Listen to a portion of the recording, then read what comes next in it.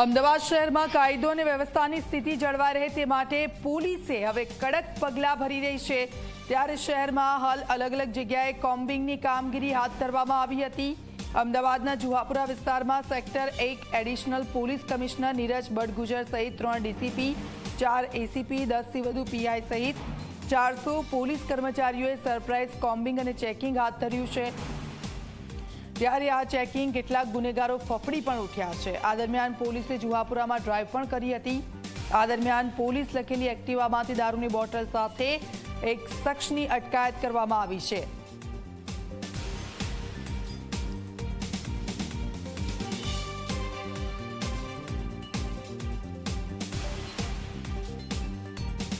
અમદાવાદના કાયદો અને વ્યવસ્થા જાળવવા માટેથી અમદાવાદ શહેર પોલીસ જે છે અત્યારે અમદાવાદના જુહાપુરા વિસ્તારની અંદર કોમ્બિંગ, ફૂટ પેટ્રોલિંગ અને સર્ચ ઓપરેશન હાથ ધરેલું છે। ત્યારે સીધી વાત કરીશું અમદાવાદના એડિશનલ પોલીસ કમિશનર નીરજકુમાર બડગુજર સાથે।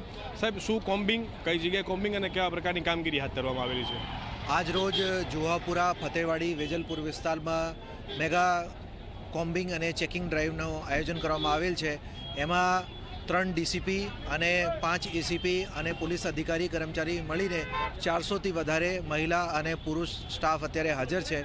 અને પોલીસ ઇન્સ્પેક્ટરની આગેવાનીમાં 10 ટીમ બનાવેલ છે, જે તમામ જગ્યાથી જે હિસ્ટ્રી શીટર છે, એમસીઆર છે, એનડીપીએસના આરોપી છે, એ તમામની ઘરે ઘરે જઈને ચેકિંગ કરી રહી છે અને અત્યારે સઘન વાહન ચેકિંગ ચાલુ છે। સર, આ કેટલા વાગ્યાથી શરૂ કરવામાં આવ્યું અને ક્યાં સુધી આ શરૂ રાખવામાં આવશે?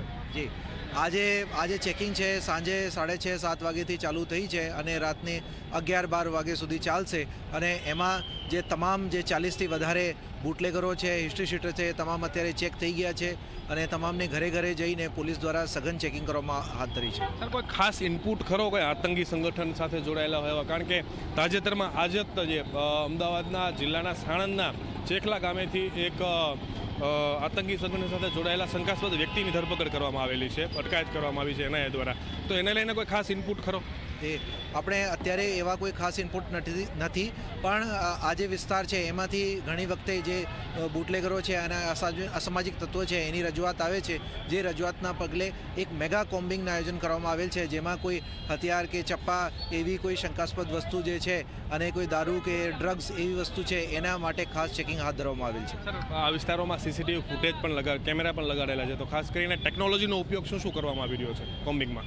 આપણે અત્યારે પોલીસ દ્વારા વિડીયોગ્રાફર છે એના ઉપયોગ કરવામાં આવેલ છે અને બોડી વોર્ન કેમેરા છે એના ઉપયોગ કરવામાં આવેલ છે, બ્રેથ એનાલાઇઝરનો ઉપયોગ કરવામાં આવેલા છે અને પોલીસ દ્વારા ટેકનોલોજીનો ઉપયોગ કરીને એ તમામ જે આખી જે વિસ્તાર છે એમાં 400 પોલીસથી ચેકિંગ કરવામાં આવી રહી છે અને જે અસામાજિક તત્વો છે ઘણા બધા ભાગી ગયા છે અને એને ઘરે ઘરે જઈને પોલીસ તપાસી રહી છે। તો આ હતા એડિશનલ પોલીસ કમિશનર નીરજકુમાર બડગુજર, સાથે તે 3 જેટલા ડીસીપીઓ છે, પીઆઈ, એસીપી કક્ષાના અધિકારીઓ, કુલ 400થી પણ વધારે પોલીસ કર્મચારી અને અધિકારીઓ જે છે ખાસ અમદાવાદના જુહાપુરા વિસ્તારની અંદર અત્યારે કોમ્બિંગ શરૂ રાખવામાં આવેલું છે અને મોડી રાત સુધી આ કોમ્બિંગ રાખવામાં આવશે।